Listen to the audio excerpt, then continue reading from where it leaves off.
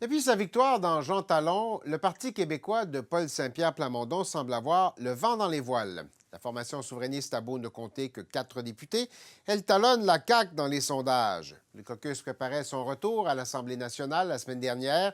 Là encore, c'est le thème de l'immigration qui semble s'imposer. En 2022, on était le seul parti à donner leur juste. Ça nous a valu des fois certaines critiques, mais qui, en rétrospective, ne sont pas fondées parce que là, les économistes de tous horizons disent, en effet, des seuils d'immigration beaucoup trop élevés, comme ceux qu'on a présentement, sont la cause principale de la crise du logement, ont un impact important sur les services qu'on peut donner à la population. Pour revenir sur la question de l'immigration, faire le point sur les discussions que les députés du PQ ont eues la semaine dernière à Alma, je me tourne vers Pascal Paradis, député du PQ dans Jean Talon, nouvellement élu l'automne dernier, qui est avec nous à Québec. Merci d'être avec nous, M. Paradis. Ça me fait plaisir. Bonjour. Bon, alors, immigration, logement, ça va être les deux thèmes. C'est les deux thèmes qui ont dominé la conversation de votre caucus la semaine dernière. Ce sont les thèmes de la prochaine session? Ils font partie des thèmes de la prochaine session. Donc, de fait, l'accès au logement qui est lié à la crise de la hausse du coût de la vie, de l'inflation, de la croissance des inégalités, de la pauvreté et bien sûr de la question donc de l'immigration qui est essentielle donc à la destinée du peuple québécois. Mais on a parlé aussi beaucoup de santé, on a parlé d'éducation, on a parlé d'énergie, on a parlé de justice. Donc, ça va faire partie de nos priorités pour la prochaine session parlementaire là, qui commence dans une dizaine de jours. Il n'en demeure pas moins que votre chef a parlé beaucoup d'immigration quand c'était questionné en point de presse. Vous avez parlé d'une révision des seuils de nouveaux arrivants que devrait accueillir le Québec sous les 35 000. Qu'est-ce qui est plus réaliste selon vous? Ça n'a pas été indiqué là, que ce serait les chiffres. Vous avez dit sous les 35 000. Ce qu'on va faire, c'est qu'à la lumière des développements récents, nous allons bien sûr devoir retravailler sur cette question-là. Et pour nous, c'est une question qui est importante. Notre capacité d'accueil, c'est une question de voir à quel point c'est avantageux pour le Québec, à quel point c'est avantageux pour les personnes qui viennent. Est-ce qu'on se donne les conditions pour que les personnes qu'on accueille réussissent l'aventure québécoise? C'est une question qui se pose actuellement et donc nous allons nous retravailler sur cette question. Est-ce qu'on a été trop accueillant, trop généreux? Est-ce qu'on a manqué de réalisme dans les dernières années?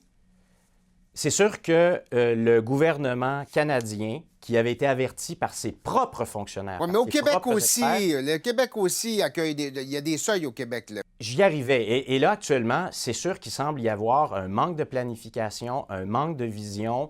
Cette question-là de la crise du logement, elle touche l'ensemble des Québécois, les nouveaux arrivants comme les Québécois qui sont ici depuis longtemps. Et ça, c'est une question qui est annoncée depuis longtemps. Nous-mêmes, on en parle depuis longtemps. Et là, le gouvernement, aujourd'hui, s'ouvre les yeux sur les conséquences, en fait, de ce manque de planification. Et c'est important, donc, qu'on ait d'abord un portrait clair de la situation. Vous savez, il y a toutes sortes de chiffres qui circulent et on n'est même plus capable de savoir où on en est rendu.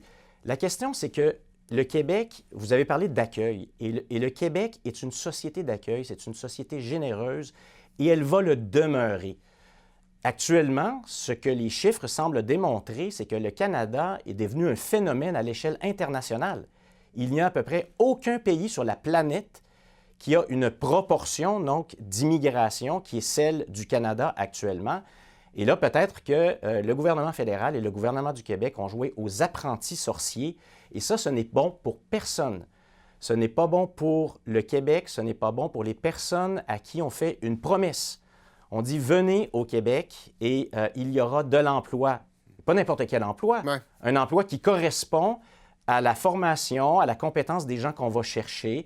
Vous aurez un toit, vous aurez des services, vous allez être accueillis au même titre que tous les Québécois. Et là, actuellement, ni pour la société québécoise, ni pour les nouveaux arrivants, on semble réussir cette aventure-là qui doit être une réussite. Donc, c'est ça le problème. Bon. Je vais vous entendre sur la bonne fortune de votre parti. Vous l'incarnez un peu avec la victoire dans Jean Talon. Ça va bien pour le PQ. Il n'y a pas nécessairement le même niveau d'intérêt ou le même engouement pour la souveraineté. Est-ce que vous avez l'impression qu'en mettant cette option-là à l'avant-plan, comme l'a fait votre chef la semaine dernière, ça pourrait peut-être décourager ou faire peur à certains électeurs? Non. Non, nous sommes un parti qui s'assume, nous avons confiance, nous sentons qu'il se passe quelque chose sur le terrain. Nous allons continuer à parler de ces questions-là qui préoccupent les Québécois. Là, il y a la santé. Ouais. On vient de faire une grande réforme et le ministre nous a dit maintenant, je vais livrer des résultats. Les résultats après les fêtes, c'est maintenant. Alors, est-ce que les gens ont accès à un médecin? Est-ce que les gens ont accès à des services aux urgences? On va continuer à parler de ça. On va continuer à parler d'éducation. On va continuer à suivre ce qui se passe avec les négociations dans le secteur public, mais on va continuer à parler d'indépendance du Québec parce que, comme on l'a vu dans les débats de cette semaine, les indicateurs sont tellement nombreux maintenant à pointer vers ça comme la solution. Et aujourd'hui, on est en 2024. Les Québécois et les Québécoises n'ont plus peur, ne sont plus sensibles à certains arguments qui étaient l'appel à la peur. Aujourd'hui, ils ont confiance dans le Québec, ils ont confiance dans notre capacité et nous, on va continuer à en parler. Un mot sur cette nouvelle qui a été publiée vendredi à l'effet que le ministre Fitzgibbon songerait à permettre la vente d'électricité à l'extérieur du monopole d'Hydro-Québec. Vous en pensez quoi? Alors ça fait partie de nos priorités aussi. Le gouvernement de la Coalition Avenir Québec, en tout cas, n'a pas été élu avec un programme où il y avait la privatisation ou ce type d'entente. Et ça devient un modus operandi de ce gouvernement. Le principal enjeu ici, c'est l'information et le manque de transparence. Actuellement, là, ça, c'est une stratégie occulte. Quelle est la stratégie énergétique du gouvernement du Québec? On ne le sait pas. Donc là, il y a un problème où des entreprises privées ont plus d'informations sur la stratégie énergétique du Québec que les Québécoises et les Québécois. Donc ça, c'est l'enjeu numéro 1, accès à l'information.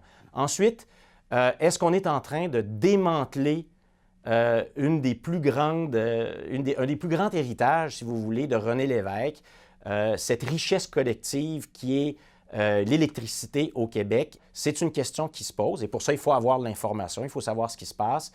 Quel est l'avantage, quel est l'intérêt public derrière ça? C'est ça la grande question.